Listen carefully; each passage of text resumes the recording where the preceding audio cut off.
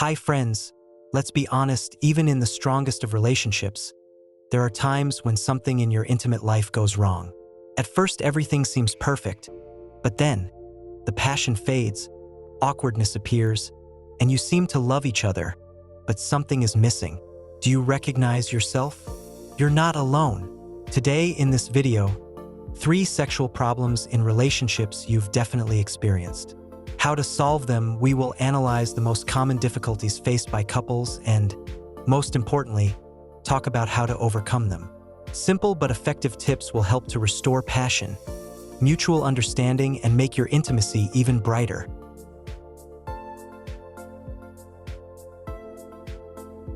Sexual problems are one of the most frequent sources of anxiety in a couple.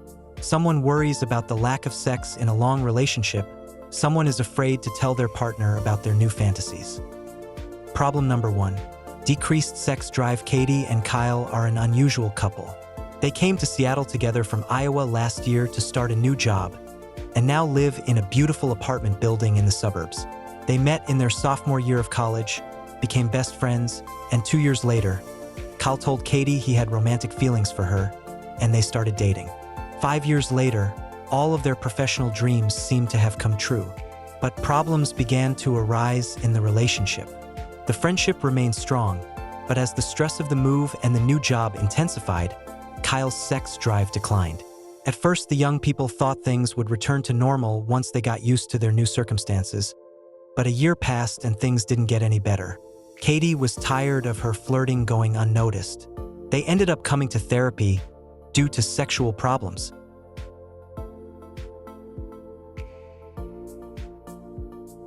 What's going on? The person in Katie's situation feels guilty as they pressure their partner for sex.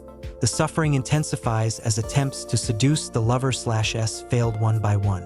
One feels rejected. The person in Kyle's shoes is no better off.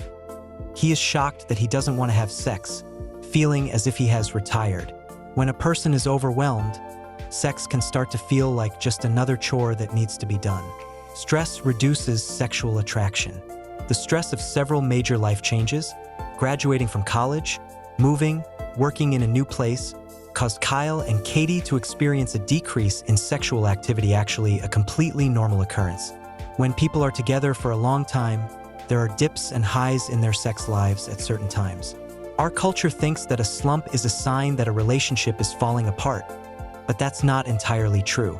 Even in the healthiest and closest relationships, there is more sexual contact at one time and less at another. Don't let a slight cooling off keep you apart.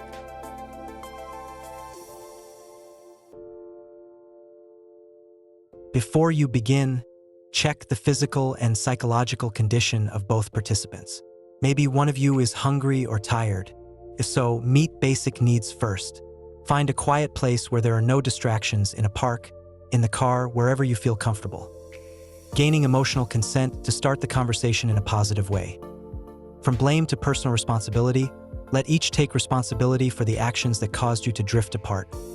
Try to interrupt the flow of reactive emotions and reestablish a normal connection with yourself and your needs. Begin to slowly work on skills that relate to different types of intimacy. Discuss your and your partner's need for intimacy in a meaningful way. Recommendation: don't forget the aspects of your bond that are still strong. These can be used to deal with problems in the bedroom.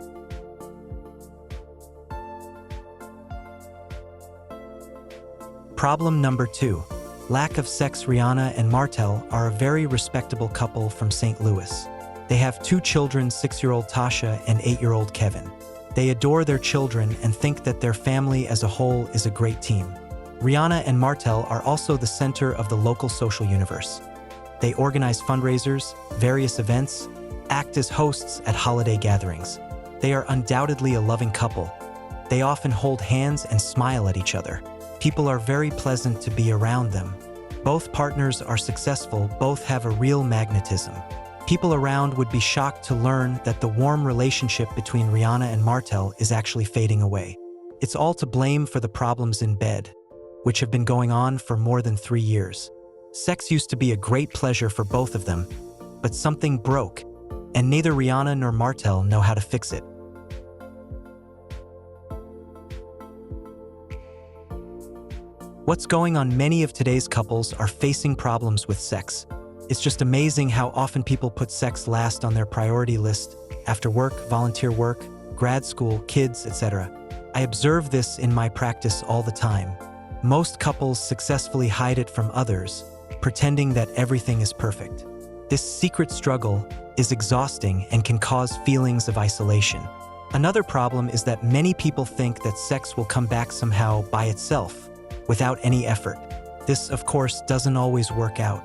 Sex requires just as much attention as any other aspect of a healthy relationship. The more stressful life becomes, the more difficult, but at the same time important, it is to make time for sex. Discuss the topic with a partner and write down the conclusions. Everyone has a brake and a throttle in terms of sex. To understand these mechanisms is to improve your sex life. Think about and identify your brakes. It could be something about the environment, feelings, thoughts, or fantasies, something that inhibits sexual arousal. Then share your findings with your partner, but you should not aim to blame him or her.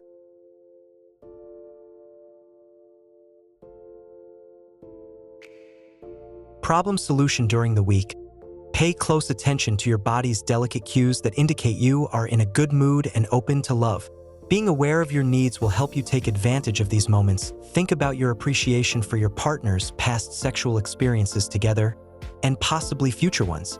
Remembering the vivid sex you had and fantasizing together, outside of the sexual context, can reignite the spark. It is very important that you maintain bodily contact between you, even if not erotic. Strengthening the physical manifestations of love helps when there is a lull in intimacy. To get your thoughts in the right direction. Even outwardly prosperous couples like Rihanna and Martel begin to stall because of harmful internal patterns. You have to go beyond those patterns. Recommendation: have erotic or kissing dates. Make the pleasure of physical connection a priority on these dates. It is important that no one on these dates is in a hurry to get anywhere.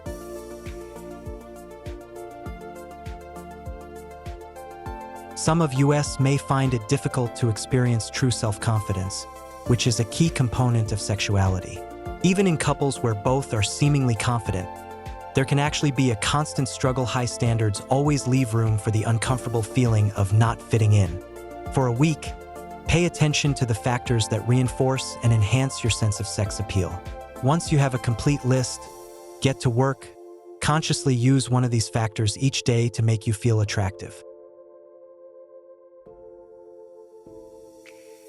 Problem number 3. Talking about new sexual fantasies. Brie hasn't always been the confident woman you see her now.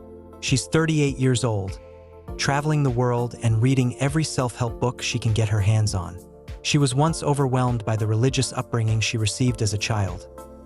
Brie has done a lot of work to explore her shame and overcome the limitations that keep her from living a normal life, and now she's enjoying the fruits of her labor. She started dating online, hoping she'd have time to explore and enjoy her new sexual self. But when she met Patrick, there was a strong attraction on both sides, and Brie put all other dating on hold. Patrick was exactly the kind of partner her true self was comfortable with, but Brie wanted to explore new forms of sexual pleasure. How could she tell Patrick about it without pushing him away? What's going on? Discovering new aspects of your sexuality is a normal part of life, and it's important enough to discuss with your partner. It would be great if Brie and Patrick could create an open space to talk casually about their sexual needs. It's not unusual for a person's sexual interests to expand and change at different times in life. Making sure that you and your loved one have time to play and experiment is necessary to keep sex in line with your changing desires. Problem solution: try to create a safe, accepting space and get your partner to agree to discuss a sensitive topic. Focus on what will help you feel supported as you open up to your partner. Engage in empathic communication. This will help your partner accept your sexual fantasies, even if he or she does not share them.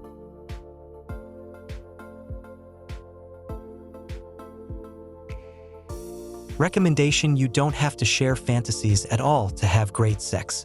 One member of the couple may be much more curious about specific forms of intercourse than the other.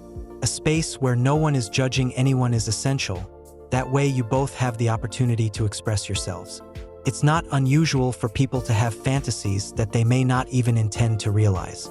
Before drawing conclusions about what your partner's desires might mean to you, find out what your partner wants: concrete actions, or is it enough for him to talk and fantasize? Speaking of sex, pay attention to how you behave during conversations about sex. Do you approach, withdraw, or attack your partner? How and when does defensive behavior work for you? And when does it get in the way?